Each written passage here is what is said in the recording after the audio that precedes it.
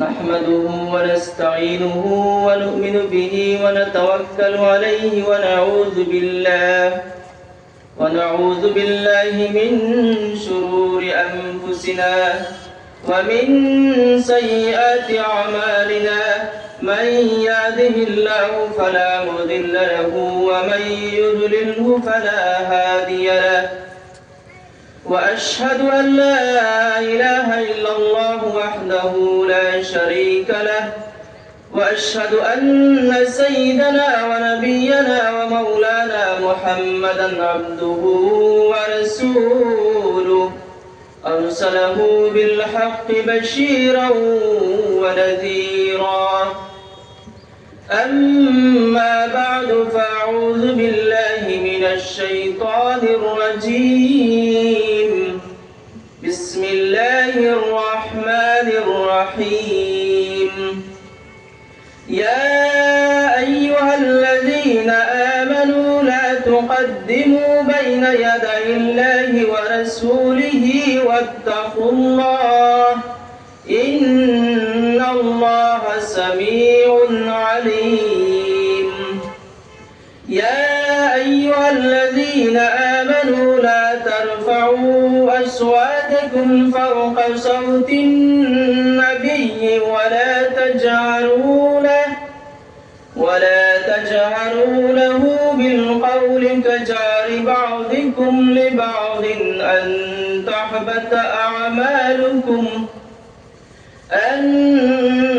تحبط أعمالكم وأنتم لا تشعرون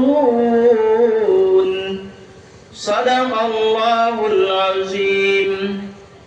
وقال الله تعالى في كلامه المجيد في شان حبيبه إن الله وملائكته يصلون على النبي يا أيها الذين آمنوا صلوا عليه وسلموا تسليما صلى الله على سيدنا ومولانا محمد وعلى آله وأصحابه وسلم صلى الله على سيدنا ومولانا محمد وعلى آله وأصحابه وسلم حسبنا الله ونعم الوكيل نعم المولى ونعم النصير حسبنا الله ونعم الوكيل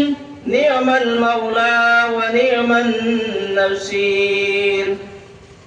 উপস্থিত সম্মানিত এই 3 দিন ব্যাপী তাফসীরুল কোরআন মাহফিলের সভাপতি সাহেব উস্তাদুল উলামা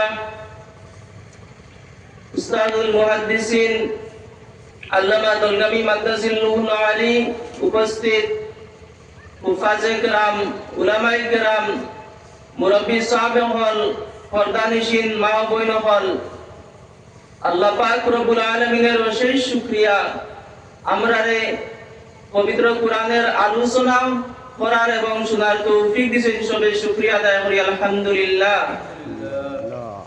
এই স্বল্প সময়ের মধ্যে আমি কোরআন শরীফের একটি সূরা সূরা হুজরাতের 2টা আয়াতে কারিমা তিলাওয়াত করছি। যে সূরার নাম হলো সূরা হুজুরাত, 26 নম্বর পারায় অবস্থিত। এই সূরারে আমরা অন্য নামেও জানি সূরাতুল আখলাক বা সূরাতুল আদাব। এই সূরাত মানুষের আদব আখলাক ঠিক করার লাগি আল্লাহ রাব্বুল আলামিনে কয়েকটা নির্দেশনা দিয়েছেন।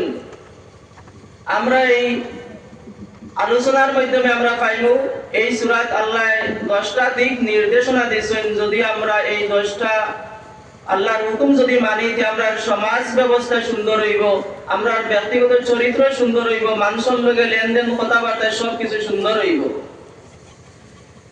এই সূরা মদিনা শরীফ নাযিল হইছে, 18টা আয়াত আছে, 2টা রুকু আছে এই সূরার মধ্যে। তো বিভিন্ন ঘটনার পরিপ্রেক্ষিতে আল্লাহ পাক এই সূরা নাযিল করেছেন। তন্মধ্যে আরবের একটা গোত্র কবিলা বনু তামিম, এই গোত্রর নেতাকে বানানি হইত। এই সম্পর্কে আল্লাহ রসুলের কাছে আইসই। যখন আইসই তখন আল্লাহ রসুল সাল্লাল্লাহু আলাইহি সাল্লাম তার হুজরা মুবারকের মধ্যে দুপুরের টাইমে রেস্ট আসলো কয়লুলার মধ্যে।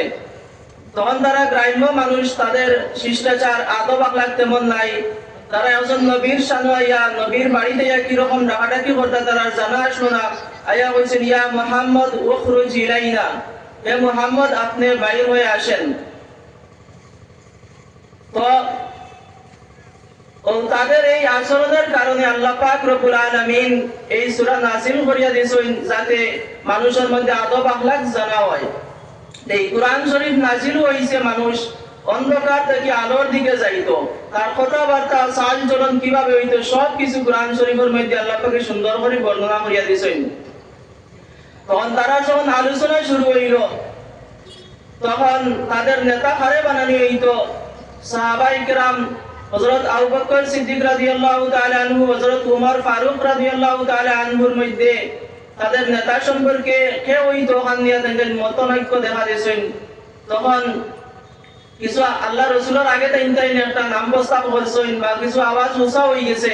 তো আল্লাহ পাকে আয়াত নাজিল করিয়া কইছেন, আল্লাহ এবং আল্লাহ রসুলের আগে তুমি তাই বাড়িও না, কোনো সিদ্ধান্ত নিও না।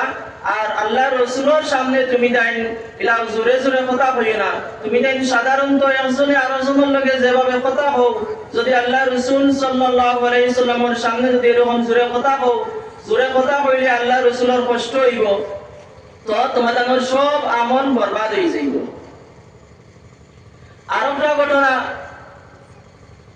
আল্লাহ রসুল সাল্লাল্লাহু আলাইহি ওয়াসাল্লামের বনি মুস্তালাক একটা গোত্র আসলো। ও গোত্রত একটা চুক্তি করছেন, ইসলাম কবুল করার পরে যাকাত আনিয়া দিবা। তখন আল্লাহ রসুল সাল্লাল্লাহু আলাইহি ওয়াসাল্লামে সময় মতো একজন কাসিম পাঠাইছেন, প্রতিনিধি পাঠাইছেন যাকাত আনার লাগিয়া। ওয়ালিদ বিন উকবা তান এই গোত্রলে পুরানা একটা শত্রুতা আসলো।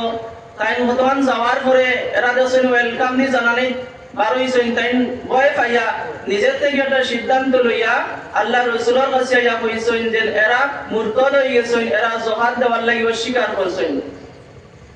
তখন আরো একটা আয়াত নাযিল হইছে, আল্লাহ ফরমাইছেন, যদি তোমাদের কাছে কোনো ফাসিক যারা কবিরার গুনার মধ্যে মশগুল থাকেন, ইলা যদি কেউ আইয়া তোমাদের খবর দে, তুমি তাই নিকটারে যাচাই বাছাই করিয়া সিদ্ধান্ত লইও। যদি যাচাই বাছাই না করে কোনো জিনিসের উপরে সিদ্ধান্ত লও, পরে একটা কৌমের উপরে তুমি আক্রমণ করবাই, এটা পরে তুমি ফল ভুগিবাই, আফসোস করবাই।